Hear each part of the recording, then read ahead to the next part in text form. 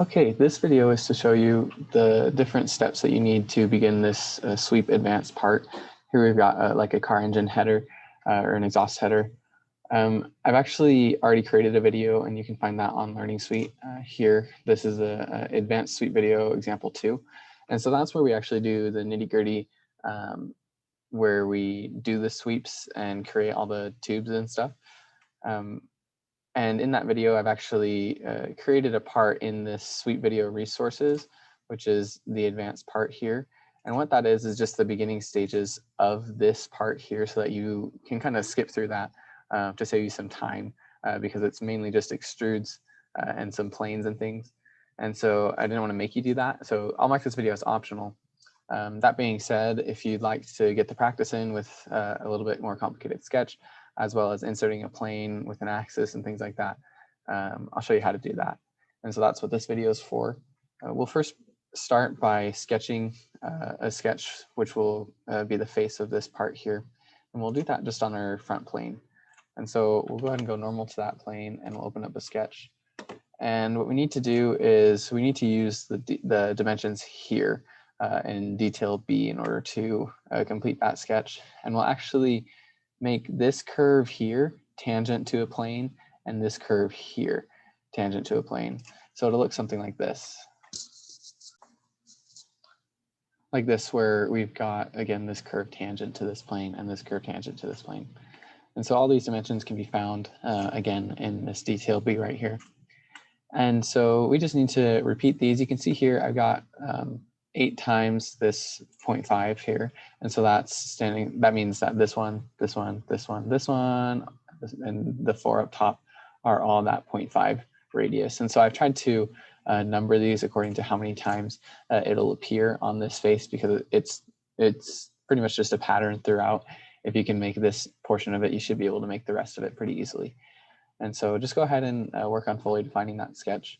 I will say I've had trouble in the past with this one in doing a linear pattern and even a mirror, just because there's so many constraints going on that if there's just a little bit of error in there that the system calculates, it might not propagate through. So I would say give it a try once you've got part of the sketch done. Try to do the linear sketch pattern, but you might just have to end up actually sketching each individual entity, which is frustrating, but it's not too bad. Okay, I'm going to go ahead and pause the video and finish fully defining this sketch, and then I'll come back. All right, so I finished fully defining this sketch. I had to define all of these arcs down here, all the way over to this side, and then I was actually able to do the linear pattern along here with the circles, and then I put in a construction line here, and I mirrored the bottom up to the top. So I was able to use those patterns a little bit, but again, if you're running into issues with the linear patterns, don't fret. It does happen sometimes just with the way the system calculates some things, and you might have a constraint that for some reason just doesn't work with the patterns. But you should be able to eventually get this fully defined. This didn't take me too long. So I have confidence that you'll be able to do this pretty easily. Next thing we got to do is exit the sketch, and then we're actually going to extrude this.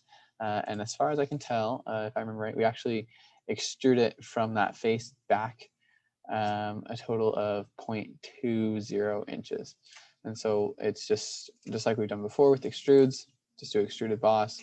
We'll go ahead and select that sketch, and it's going to be 0.2 inches. And we want to go the other direction. It doesn't really matter. We could actually do it from this side, but just the way that I've set it up here is the way it's the way that I'm used to, so that we can throw in those planes that we need to based off of these other planes. And so in order to do that, make sure that you extrude back from that sketch plane rather than forward. And I did that just by hitting the reverse direction here.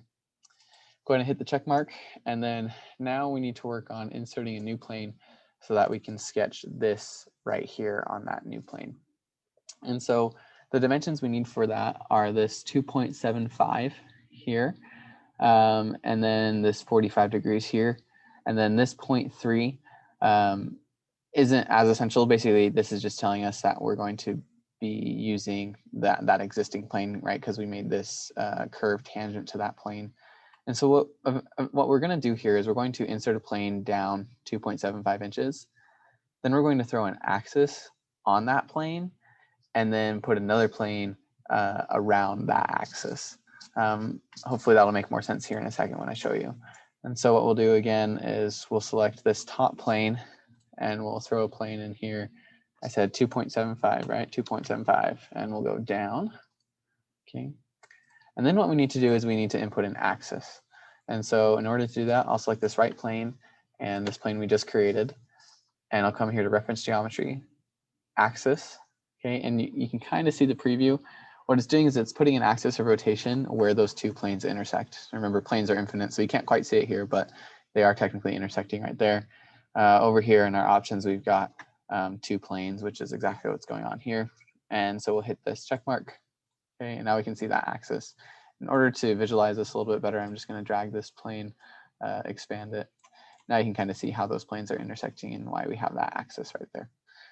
Okay, and then now what we need to do is we need to put a plane at an angle of rotation about that axis. And so in order to do that, we'll come up here to our reference geometry, open up plane, and our first reference will actually be that axis.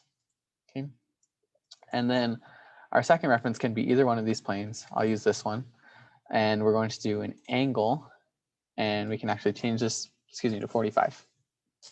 Now you'll notice that's not quite the right angle. And so if we hit flip offset, now it's going at the right direction, if we can see from our drawing. And so that plane that we're putting in on that 45 is actually the plane that we're going to sketch this on. And so because I hit flip offset, it's now going the right way. And we can hit this check mark. Okay, that plane looks super small. And so I'm just gonna expand it out here. You can just grab these dots on the corners and expand your plane using those. And so now you can see we've actually got all the planes that we need to create this part. And so what we can do now is we can come to this plane that we just created, that plane 2. We can go normal to it.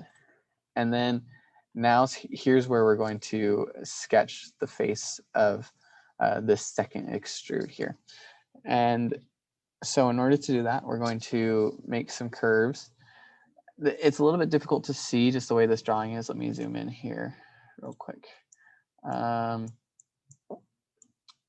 This top here, if you can imagine a line that's tangent to this top here, if we were to extend that down all the way, we'll end up right here on this corner. So that axis that we put in is actually going to represent that line.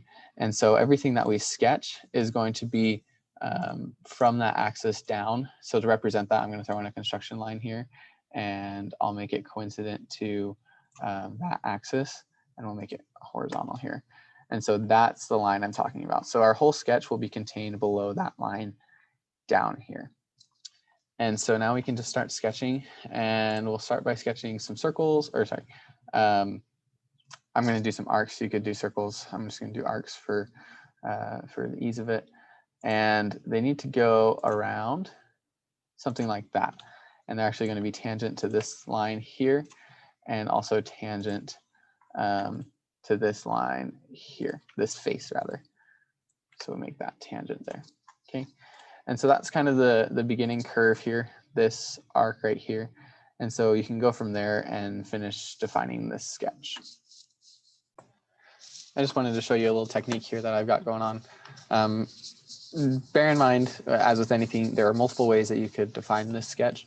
I'm just going to use this here. What I'm actually doing is I've created these ones tangent to what I've got.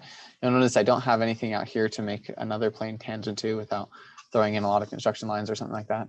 And so what I'm actually going to do is I've sketched this construction line here on the 45-degree angle between those two centers. And so I'm actually just going to mirror this arc about that construction line. So we should be good to go there.